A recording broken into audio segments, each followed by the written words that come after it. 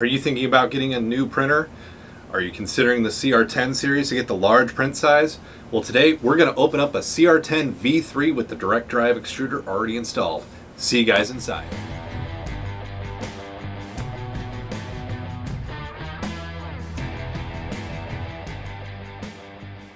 Hello and welcome to today's video. As you heard me say in the intro, we are opening up a CR-10 V3 to join to my printing fleet back in the back there. So some really cool perks with this printer. Direct drive extruder, which means we can use more filament types than what we can with just a standard extruder. So TPU, nylon, different things that we couldn't use because of that direct drive gives us that ability. It pushes it right into the hot end. We don't have to worry about it getting bunched up in the Bowden tube or all kinds of stuff, funky stuff happening. So that's one thing. So we're going to open this guy up. We're going to get it put together. We're going to get back there and get a first print with this guy. I am excited about this one because I purposely bought a spool of TPU to try with this to start expanding my material use. Just a big thanks to Creality for helping us out with this. So, and as you can see here too, I have some feet printed. So what I've done with my printers to keep space going really well for me is I actually printed feet to put on the bottom of the main frame. That way I can slide the control box underneath. That lets me have more printers in confined space. Yes, I'm using more vertical space, but it lets me have the printers all together, tighter together in a area. So, because let's be honest, vertical space is more available than the horizontal space with these printers. I just want to kind of keep them all kind of condensed to one rack. So that's what these are for. So I will be installing these, and of course I'll be doing my usual, putting an octoprint on here and everything else. But the big real change to the CR-10 V3 over the CR-10 V2 is the direct drive extruder. That's kind of the big deal with this guy. Can you upgrade a CR-10 V2 with a direct drive extruder? Yeah, stick around. That's probably going to happen because I already bought a direct drive to upgrade one of my CR-10 V2s, but Creality, just awesome. So we're going to move into that. But before we go and start getting this guy out of the box and putting him together, if you like what material you see on this channel or interested in 3D printing at all, hit that subscribe button. Join the crew. Everybody here is important. So everybody that joins, you know, it just shows that I'm making content you guys are wanting to see and things that you need. So if you have any questions about 3D printing or want to see something about 3D printing, leave those comments. Definitely need those comments. Those help keep the channel going, help keep ideas going, and help feel the need that you guys have. So definitely an important thing that I want to make sure that we're covering. And also, if you enjoy this video as we get it further into it, hit that like button. So let's hop over and let's get this guy out of the box. All right, let's move this box down to the floor and let's get this open.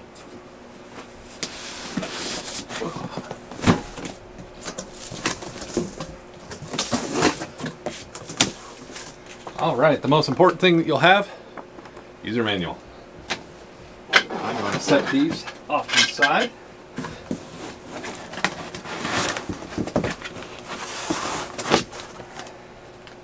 Now, some of the things I love about the CR-10 printers, they come pretty much assembled except for some minor stuff that you got to do, like these. You got to install your bracers. Nothing too bad. These are pretty easy to install, but also glass plate comes right with it. So we can pull that out. So we've got our base, glass bed, clips, everything's already there. Now unfortunately my table is a little small for a CR-10. So then we've got a test spool of filament.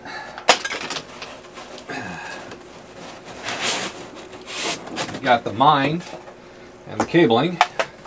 Got the brain box.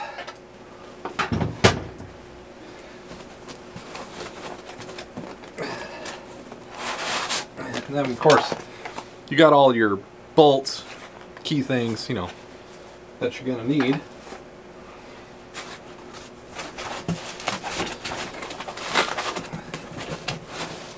Then, last but not least, the main frame with your Z motors, your X-axis. Oh, get all the foam off. Oh my goodness. This guy was in there. You can see you've got the base frame and the 4 bolts that will connect it to the bottom. So there's the bulk of the printer. That's getting it out of the box. Next step, assembly.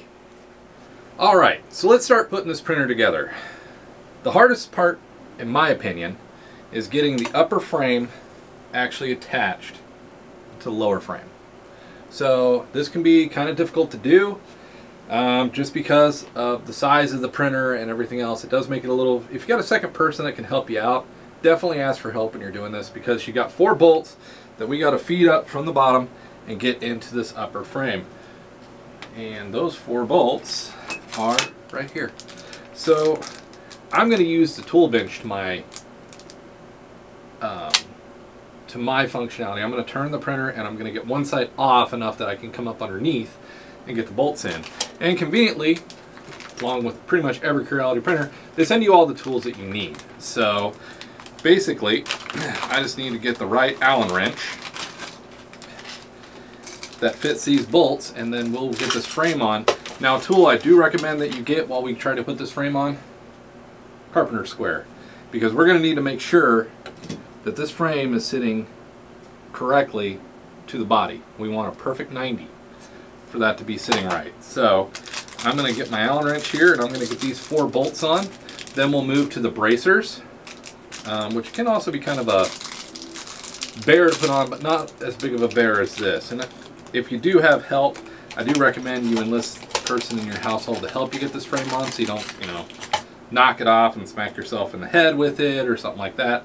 But I'm by myself right now, so I'm going to turn this and we're going to get this seated on there. So basically, like I said, I'm putting it on the edge here. The 4 bolts come up through the holes in the middle of the frame. We don't want to pinch any of the cables, so I will get the bolts put up there, we'll get the other side put on, and we will go from there. And do not tighten until you have all 4 bolts in.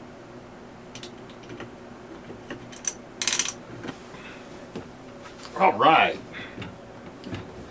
Now we've got some printer height going on here. So, with that aspect, so now we got the printer going up and down. We've got our axis on. We're moving forward, good pace. So the next thing I'm going to go to is the bracers. So these guys bolt onto your frame to give you stability. Do you have to have them? No, you don't. But do I recommend it? Yeah. Because I noticed even with my older CR-10 that these don't come with.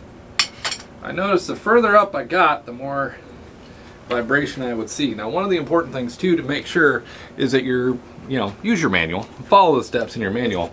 I probably skipped a few, but this ain't my first CR-10 V series. So, yep.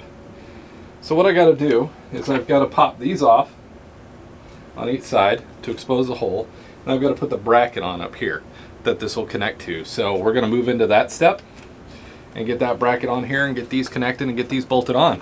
Then once we have that done, then we'll get our filament holder, our filament sensor, and we'll start doing our wiring and get that all in place so that we have the printer up and running the way we want to. So, and then once the wiring is all done, it's time to level it, make sure everything is good, straight, and correct, and then try our first print. So let's get this guy, get these side bracers on.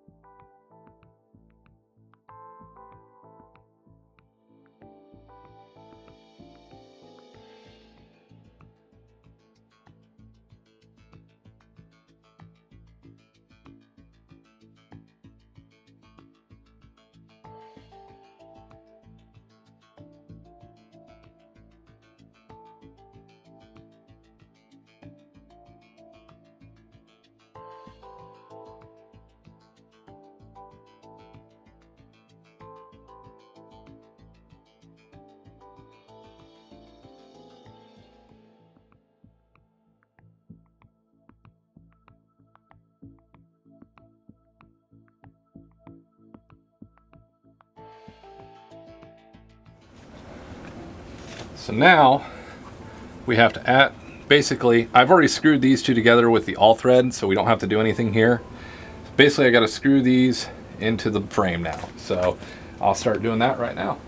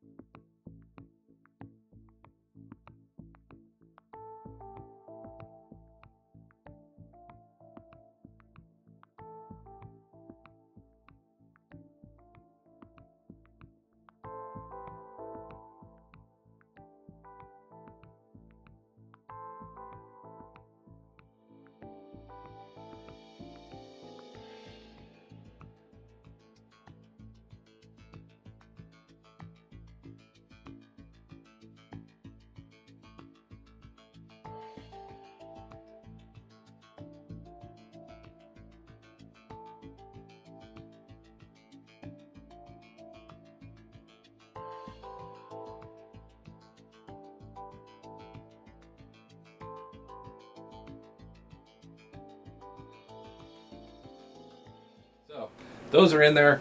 Now all I gotta do is kind of toggle with them a little bit, get them adjusted, and get it exactly where I want it. So then, now we're gonna move on to the wiring phase. Okay, now we gotta install the stepper for the Z axis. It's real easy, it's in the bag. It's already got a mount and everything for it. The stepper's already screwed on. All we gotta do is take the 2 screws, put it in there, make sure the actual clip is up and the mount points are directly on the frame. And there's 2 holes in the side of the frame here that you'll just screw this right on into. Oh, don't be mean, just do it.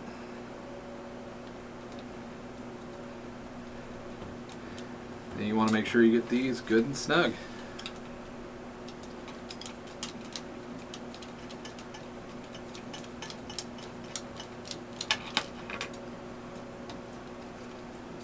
And that way, when this comes down, it'll hit that, won't break your glass plate, won't do terrible things to your printer.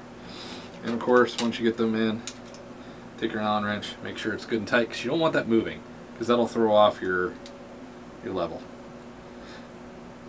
And there we go. So, I went ahead and put these on. It was T-nuts, just like putting these on. This is the way it's recommended. I don't know if I'm going to leave it this way, so when I put it into the unit back there, this is probably going to change some.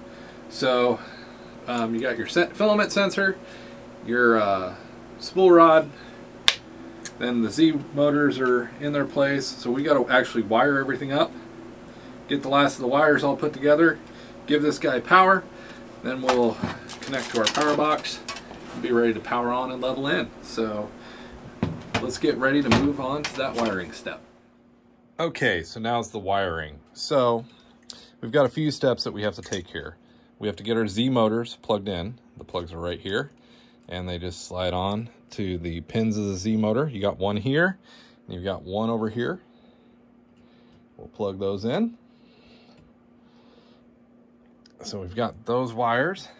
And over here, unfortunately it's behind, but we've got a wire that's going to go on the stepper that we bolted on.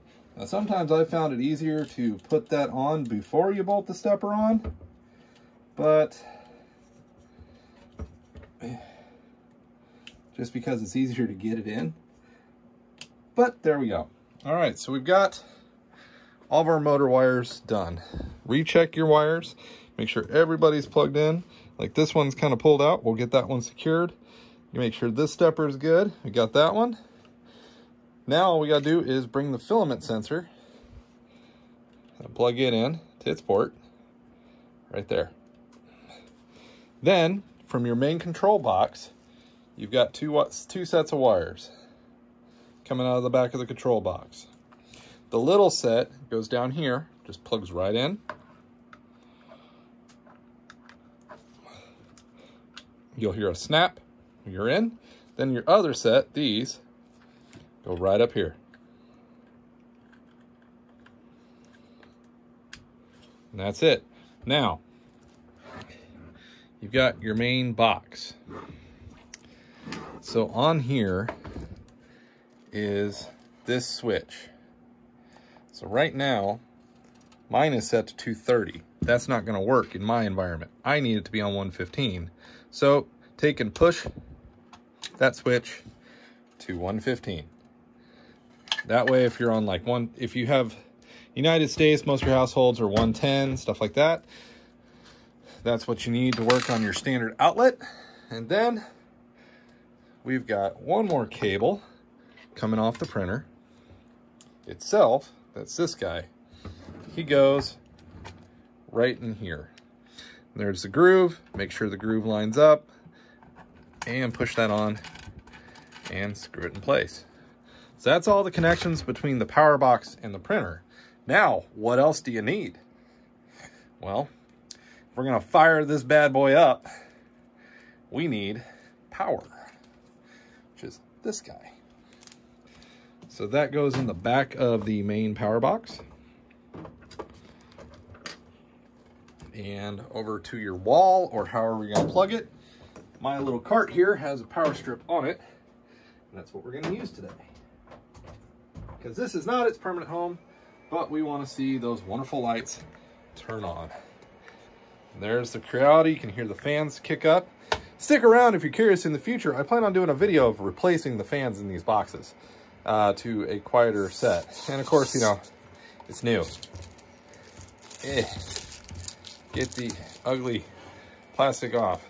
CR-10 V3 is ready. The fans are all running. I can see that fan in there is going. We are ready to do the first step. Now, before I auto home this, one thing you got to make sure you do is take a carpenter square and make sure you're at a perfect 90. You want a perfect 90. If you are not at a perfect 90, you need to adjust your frame. I am. We're good. So you just need to raise your frame up on both sides so you can check that. Make sure you'll probably want your Z wire undone when you do it. So when you check this side, I've already checked it. We're in good shape. So now comes the fun part. We gotta level this bed. The first step is auto home. Let's see if we get any grinding. If you're curious about bed leveling, check out the video up above my head here and up above here, and it's 3 different ways to level your print bed. My preferred method is the gauge method. I get a really good leveling out of it really quick. Works really well for me. So I'm gonna get this auto homed. I'm gonna level the bed, and then I'm gonna move this guy to its new home because we're done assembly.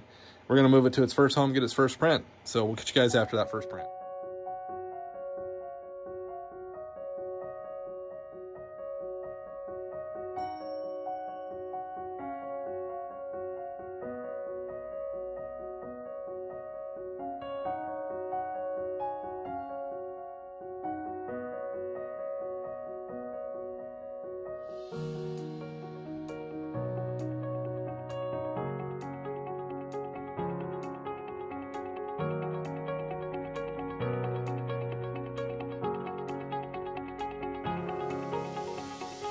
Alright guys, that's the CR-10 V3, getting it assembled, getting it ready, and getting it to a print shop. Now, granted, I didn't show the print bed leveling. That's kind of one of those things. Any new printer, you're going to learn how to do this. I do recommend you check out my video on the methods to bed level. It might help you get the job done easier and make sure that you are level. This printer, a lot of awesome features. I do have one concern about it. I don't like the tension here between the sensor and the boards down here. I mean, this is pretty much taut. So I'm gonna make some adjustments. I don't like that it's going up and down. I feel like this should be angled so that it's going in to give that downward angle. So I may look at making a different holder for this and move this sensor a little bit. One, to give it some slack. Two, to adjust the angle a little bit to what I feel might be a better angle. But I want that sensor on there because when I use Octoprint, there's plugins that you can use that let you use the sensor. I want that sensor to be in there, and I want it to stop my Octoprint if I run out of filament. Because you guys seen some of the prints I take on, I run out of filament sometimes, and it sucks when I do. But that's the name of the game. So if you guys enjoyed this content, hit that subscribe button, join the crew. I'd love to see you guys here, and we'll see you in the next video.